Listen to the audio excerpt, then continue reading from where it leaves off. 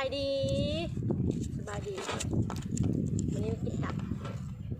ตับเป็ดเป็ดตัมมี่เป็นจานปะเห็นมันนี่เร็วเห็นบ่เห็นอันนี้ปะเห็นเอาไข่ตับเป็ดเป็ดกับน้ำต้มไข่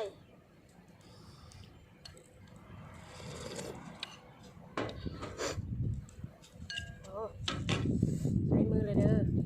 มันจะแซ่บมาเด้อพี่น้องโอ้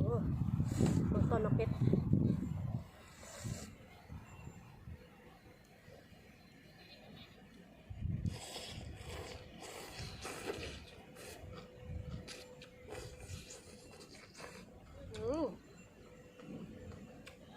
หน่อไม้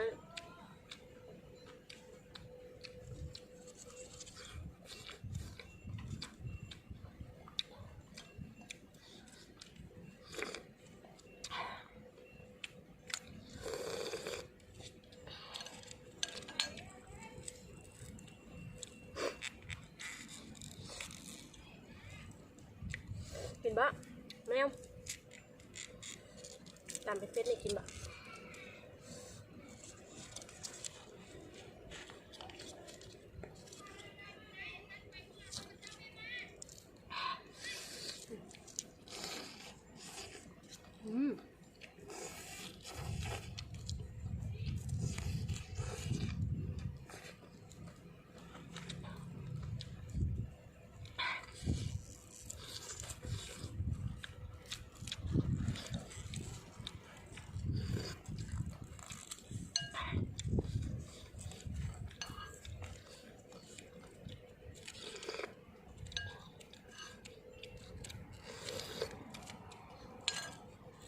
แซ่บ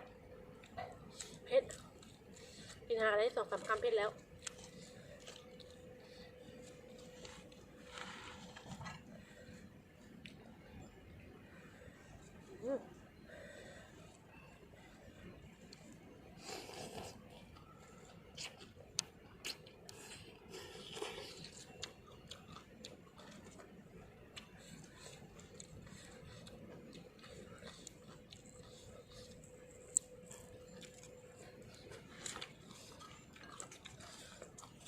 ถ้ากดอยู่เนี่ย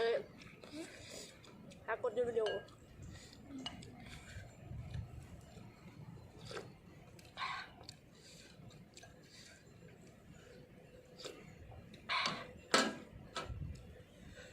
น้ำตาเริ่มแตกแล้วตอนนี้เพชร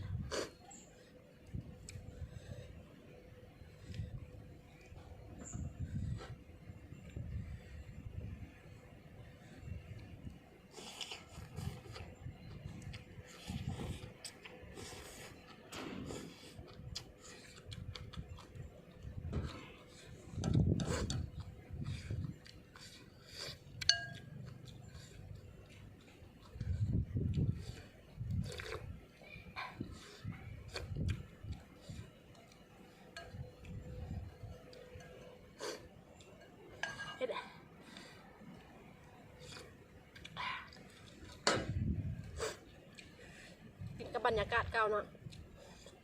ทางเคลื่อนอากาศเย็นดีบรรยากาศดีหลังเคลื่อนมีหลังเคลื่อนแคมป์นาหินบุญ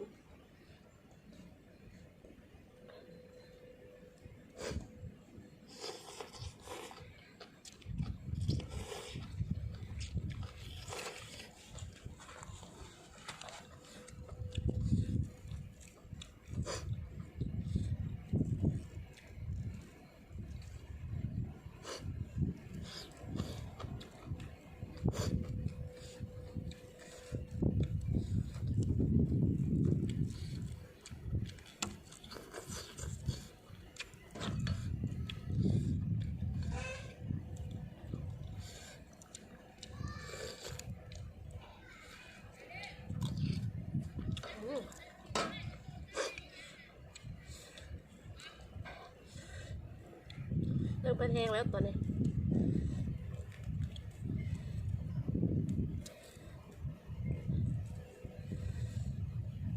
มังเพชรประมาณ20 ไปเม็ดนี่แหละมังเพชรเพชรได้ใจขนาด